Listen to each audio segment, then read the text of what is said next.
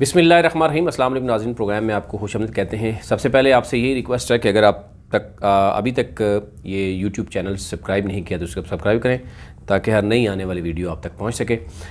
आज जो बहुत ही अहम स्टोरीज़ हैं वो आपके सामने रखता हूं। एक तो इंतहाई खौफनाक और जो है अफसोसनाक आपके साथ वो शेयर करता हूं स्टोरी, जो KP के चारसदा में हुआ। 2.5 साला बच्ची को अगवा करके उसके बाद ज़्यादती का निशाना बनाया गया और फिर कत्ल कर दिया गया। इससे बड़ा एक स्टेट के लिए, एक इस्लामिक स्टेट के लिए इससे बड़ा यानी एक घिनौना जराइम यानी जिस तरीके से हम देख रहे हैं कि हो रहे हैं। और दूसरी तरफ ज़ाहिर हम ये भी कहेंगे कि मदीना की रियासत है, उसकी जनाब बातें हो रही है, लेकिन इंतहाई यानी अफसोसनाक है। और दूसरे ममालिक को हम क्या मैसेज जो है वो दे रहे हैं। और इसमें हम ये देख रहे हैं कि ये एक तसलसल चल रहा है, अभी तक उसमें उस तरीके से कमी वाक़ई नहीं हुई। आए दो रोज़ जो है बच्चियों के फिर ख़वातीन के साथ जो सलूक होता है, अब तो कोई शायद इंसान नहीं बच रहा। इंसान ही इंसान का जो जिस तरीके से यानी मुख्तलिफ़ जो संगीन जराइम जो हैं वो हो रहे हैं, और क्यों नहीं काबू पाया जा सकता इस पे तो अलग से बात करेंगे। लेकिन अभी तक जो सूरत-ए-हाल है वो है कि पहले बच्ची को अगवा किया गया, फिर ज़्यादती का निशाना बनाने के बाद उन्होंने उसको कत्ल कर दिया। और बच्ची की शिनाख्त ज़ैनब के नाम से हुई, यानी एक और ज़ैनब के साथ ये इस तरह का वाक़या हुआ। और ज़ैनब के पहले जो कातिल था उसको एक इबरतनाक सज़ा तो दे दी गई थी, लेकिन उसके बावजूद ये जराइम कम नहीं हो रहे। ये इंतहाई अफसोसनाक सूरत-ए-हाल है। और जो एक दिन पहले उसको अगवा किया गया, उसके बाद अभी जो हस्पताल ज़राए है उनकी पूरी रिपोर्ट है, वो कोशिश करेंगे आपसे शेयर भी करें कि बच्ची के साथ 18 घंटे पहले यानी जिनसी ज़्यादती की गई थी, जबकि ज़्यादती के बाद बच्ची का जो पेट है और सीना छुरी से काट दिया गया था। यानी ये हम ऐसे एक स्टोरी है कि मुझे बयान करने में भी मुश्किलात सामने आ रही हैं। यानी इस कदर हम गिर चुके हैं, इंसानियत नाम की यानी इसमें कोई चीज़ नहीं है, यानी दरिंदगी की भी इंतहा है। शायद जानवर भी ऐसा नहीं सलूक करते होंगे जिस तरीके से हम इंसान आज जो कुछ कर रहे हैं। बच्ची का पेट और सीना जो है वो छुरी से काट दिया गया। DNA के लिए बच्ची के जिस्म के नमूने खैबर मेडिकल कॉलेज पेशावर में भिजवाए गए। और उसके बाद हम देख रहे हैं कि जैसे आप देखा होगा सोशल मीडिया पे ख़बर आती है तो उसके बाद वज़ीर-ए-आला भी भागेगा, IG भी भागेगा, वज़ीर-ए-आज़म भी नोटिस लेगा। ये तो हम वाक़यात कई सदियों से सुन रहे हैं इससे पूरे इस तरह के मामले में। लेकिन फिर वही हम देख रहे हैं कि जनाब फ़लाने ने नोटिस ले लिया, बहुत से लोगों ने नोटिस लिया, मैं उनको नाम नहीं लेना चाहूँगा। लेकिन अभी तक कोई गिरफ़्तार नहीं हुआ, पहली तो बात ये है। और अब ज़ाहिर है ये एक इस कदर दिलखराश वाक़या है, इंसानियत सोज़ है कि मुलव्वस अफराद को किसी सूरत जो है वो, एक तो कह रहे हैं कानून की गिरफ्त और बड़े वही जो टिपिकल वर्ड्स आपको बार बार बताए जाते हैं, ये नहीं, इसके लिए एक इबरतनाक सज़ा जो होनी चाहिए वो भी आनी चाहिए। और हमारे जजेस को भी ज़रा थोड़ा सा देखना होगा कि ये जजेस जो हमारे फ़ैसले सुनाते हैं उसमें भी कई लोग ऐसे बाहर आ जाते हैं जो इससे पहले भी हमने देखा कि बहुत से ऐसे लोग जो इस तरह के जराइम में मुलव्वस रहते हैं, उसके बाद साबित होने के बाद जजेस उनको जो है वो बेल भी दे देते हैं। इस तरह का जो ख़तरनाक खेल है वो ना सिर्फ इंसानियत के ख़िलाफ़ है, बल्कि जो इस्लाम के नाम पर मुल्क बनाया गया है और मदीना की रियासत की बात हो रही है, वो भी आपको शायद दुनिया को बताने में मुश्किलात का सामना करना पड़े। और इस कदर यानी एक इंसान गिर सकता है, ये इंतहाई अफसोसनाक सूरत-ए-हाल है। दूसरी जो अहम स्टोरी है जो आजकल आप देखते हैं कि चल रही है, सुप्रीम कोर्ट के जो अहम एहतसाब अदालत यानी ब्यूरो, ये आपका जो कौमी एहतसाब ब्यूरो है, NAB है, उसके हवाले से एक जो उन्होंने कहा जी बहुत ज़्यादा करप्शन हो रही है। ये मैं नहीं कह रहा, ये सुप्रीम कोर्ट के रिमार्क्स हैं। ज़्यादा सुप्रीम कोर्ट में केसेस आते हैं, हाई कोर्ट में केसेस आते हैं और केसेस के फ़ैसले होते हैं, वहाँ पर जरा होती है, यानी ये चीज़ें सामने जाती हैं। और अगर सुप्रीम कोर्ट ये कह रही है करप्शन हो रही है तो फिर इमरान खान साहब को भी देखना होगा कि आपका यही मंशूर था कि करप्शन का रोकना है, एहतसाब होना है। एक तरफ एहतसाब भी के फिर भी बात हो रही है कि जनाब एहतसाब अकरास्ती बोर्ड नहीं हो रहा। अब अगर उससे ज़्यादा करप्शन भी आप करके चले जाते हैं, 4-5 माह में आपकी टीम कर जाती है, तो फिर आपका जो एक स्लोगन था वो कहाँ गया, और इसका मतलब आप कब तक इस चीज़ को कैश करते रहेंगे। इसमें दूसरी राय नहीं है कि इमरान खान के बारे में यही कि वो ख़ुद फाइनेंशियली करप्ट नहीं है और मुल्क को सुधारने की कोशिश करते रहे हैं और कर भी रहे हैं, लेकिन दूसरी तरफ कुछ और रुख चलता हुआ नज़र आता है। तमाम इदारे जो हैं वो, उनकी इस वक्त पोजीशन क्या है, मुल्क की मईशत की पोजीशन क्या है, गरीब तर होता हुआ नज़र आता है। गरीब को आटे का रेट और दालें और सब्ज़ियों के रेट के हवाले से उसे जब वो बात करता है तो वो कहता जी जनाब पहले ये रेट था और अब रेट ये है। और गुरबत की डेफिनेशन डेफिनेटली आपने गरीब को या तो आप उसका लाइफस्टाइल इतना बड़ा हो कि जनाब उसके लिए महंगी चीज़ों का कोई फ़ायदा वो समझ नहीं आ रहा, वही चीज़ उसके पास मौजूद है, बल्कि पहले से जो जॉब्स थी उससे भी लोग गए हैं। तो इस वक्त मुल्क की जो हालात हैं वो भी इंतहाई जो है वो ख़तरनाक हद तक जो है वो बदल रहे हैं। ये ख़तरनाक इसलिए मैं कह रहा हूँ कि जब आप ग्रास रूट लेवल पे देखेंगे तो हालात जो हैं वो बहुत गंभीर होते हुए नज़र आते हैं। अगर हुकूमत ने होश के नाखन ना लिए तो आने वाला वक्त मज़ीद, इस्लामाबाद में आप सिर्फ क्राइम रेट देख लें क्या है, और वो क्राइम इन्वेस्टिगेशन जो हो रही है उसमें ज़रा चेक करें कि लोग क्राइम करते क्यों हैं। फिर वज़ीर-ए-आज़म के सामने समरी रख दें कि ये जनाब मौजूद है, और आपके जो सब अच्छा की रिपोर्ट देने वाले लोग आपके दाएँ बाएँ हैं, खुशामदी हैं, उनकी ज़रा कारकर्दगी भी चेक करें। एनी हो, जस्टिस मिशीर आलम ने नैब पर इजहार बरहमी का इजहार भी किया।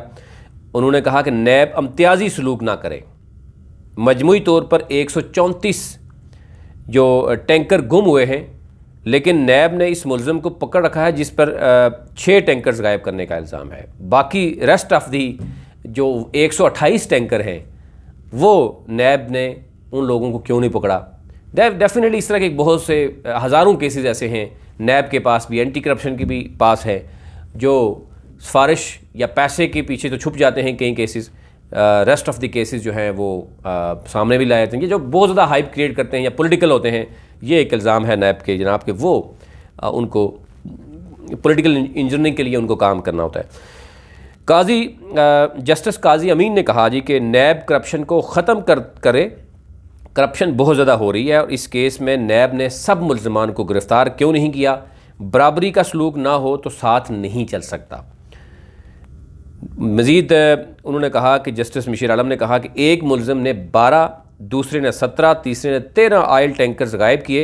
नैब ने इन सब को छोड़ दिया और सिर्फ 6 टैंकर्स वाले को उठाकर उसको गिरफ़्तार कर लिया। और इस तरीके से यानी केस चल रहा है। और ये इस तरह की आए दिनों बहुत से जो केसेस हैं जिस पर हम देख रहे हैं कि चीज़ें सामने आती हैं। आगे चलते हैं जी। नवाज शरीफ, शहबाज शरीफ और यानी शरीफ फैमिली के जो केसेस हैं वो भी हम देख रहे हैं कि वो आगे बढ़ते हुए नज़र आते हैं। मनी ट्रेल उनकी मज़ीद आती हुई नज़र आती है। कई इदारे हैं जिनको लेटर्स लिखे गए हैं, उनके जवाब भी आते हुए नज़र आते हैं। आपने हालिया पिछले गुज़िश्ता वीक देखा था कि नवाज शरीफ के जो असासे थे, जो शेखुपुरा, लाहौर, एबटाबाद, मरी में जो थे वो सामने आए थे। और आज आपके सामने रखते हैं कि जो साबिक़ वज़ीर आला हैं, जो खादमे आला कहलाते थे जनाब मियां शहबाज शरीफ, उनके बैरून मुल्क से लाखों डॉलर्स जो ट्रांसफ़र हुए, उनकी तफसीलात जो है वो आपके सामने रखते हैं। 127 जाली तरसीलात जो है के ज़रिए 1 करोड़ 44 लाख डॉलर्स मुंतकिल किए हमज़ा शहबाज को।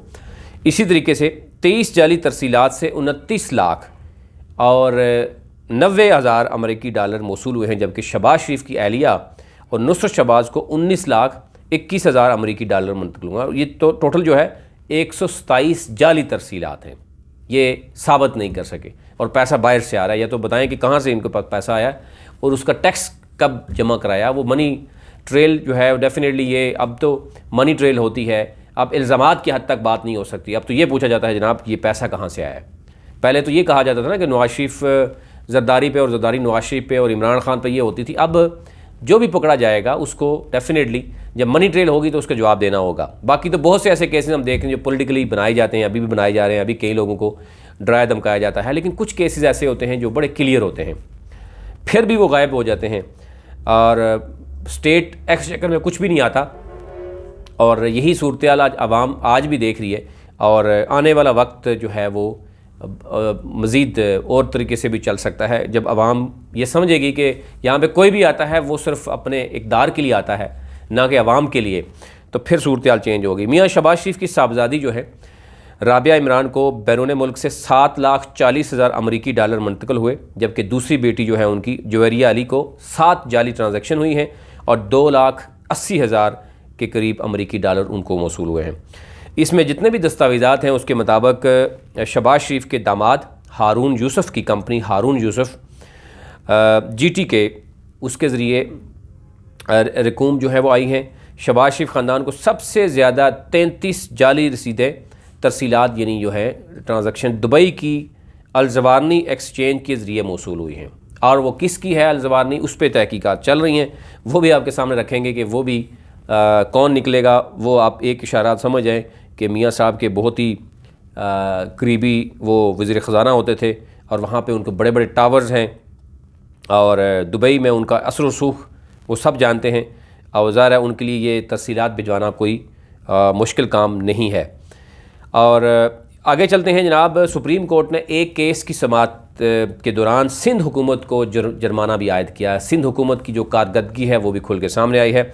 जस्टिस काजी फ़ाइज़ ईसा की सरबराही में कायम सुप्रीम कोर्ट के 2 रुकनी बेंच जो है उन्होंने केस की समाअत की और अदालत ने एडिशनल एडवोकेट जनरल सिंध की मोहलत मांगने की इस्तदा मुस्तरद कर दी और उनके सफ़री अखराजात अदा करने का हुक्म देते हुए कहा कि सिंध हुकूमत अगली समाअत से पहले वकील इमदाद अली और ज़मीरुल्लाह को 50,000 रुपये अदा करे। दोनों वकला हैदराबाद और सिंध से आए हैं, इनको अखराजात अदा किए जाएँ।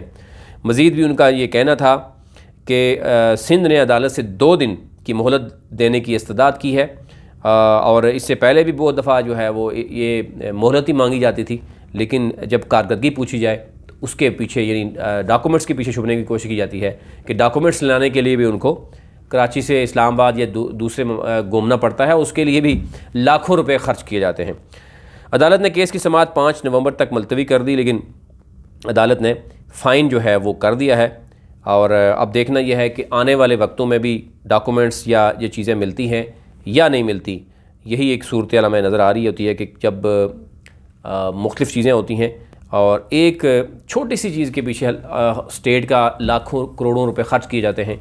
कोई एहतसाब अगर करने वाला हो तो शायद ये देखे कि जितने भी लोग ये सफ़र करने के लिए होते हैं कोर्ट्स के और जहाँ पहुँचते हैं तो पता चलता है कि जज साहब आज छुट्टी पे हैं और वो स्टेट के एक्सचेकर से टीका लग चुका होता है।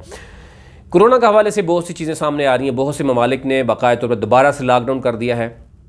अमेरिका की सूरत हाल आपके सामने है। सदर ट्रंप, उनकी अहलिया समेत उनके अहम जो अजीज़ व अकारिब हैं वो भी इस वक्त क्वारंटाइन में हैं, कुछ हॉस्पिटल में शिफ्ट हुए हैं।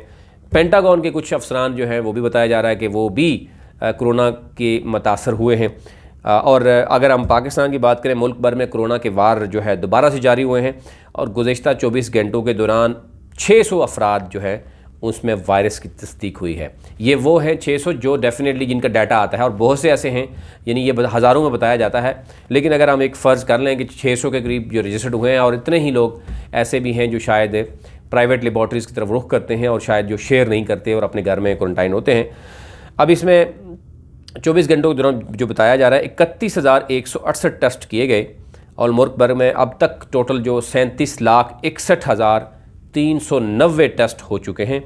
और अब तक की जो सूरत हाल हमें नज़र आ रही है, पंजाब में केसेस जो है 1,02,72 है, सिंध में 1,40,000 हैं, खैबर पख्तूनख्वा में अभी 39,000 के करीब हैं, बलोचिस्तान में 15,460, गिलगित बल्तिस्तान में 3,886, इस्लामाबाद में 17,909, जबकि आज़ाद जम्मू और कश्मीर में 2,937 केसेस अभी तक मौजूद हैं।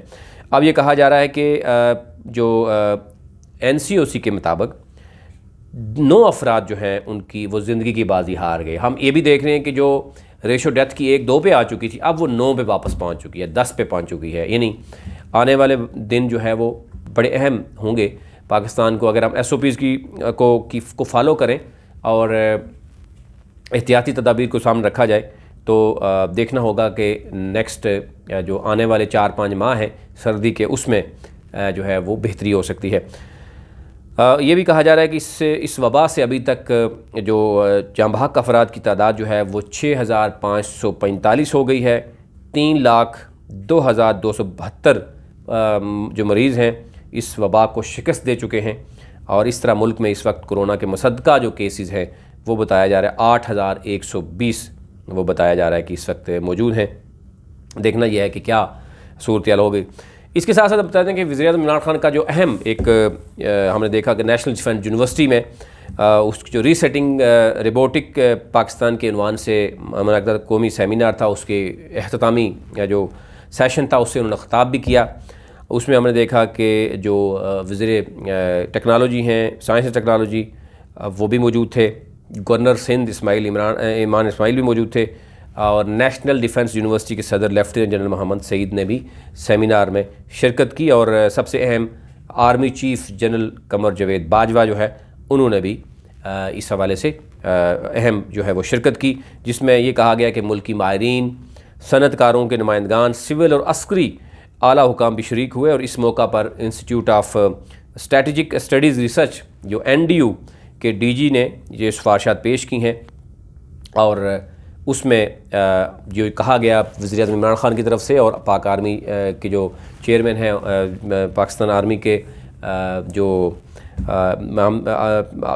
आर्मी चीफ़ हैं, उन्होंने भी ये कहा कि पाकिस्तान जो है वो इस वक्त लेटेस्ट टेक्नोलॉजी से जो है वो भी जो है वह हमकिनार हो रहा है और आने वाले दिनों में जो हर तरह के चैलेंजेस से पाकिस्तान निपटने के लिए जो है वो तैयार है। और पाकिस्तान की यूथ जो है वो हर तरह से इक्विप्ड है, वो टैलेंट में किसी तरह की कमी नहीं है और टेक्नोलॉजी में भी वो अपना लोहा मनवा रही है। आज के लिए इतना ही, मज़ीद कल आपकी खिदमत में हाज़िर होंगे।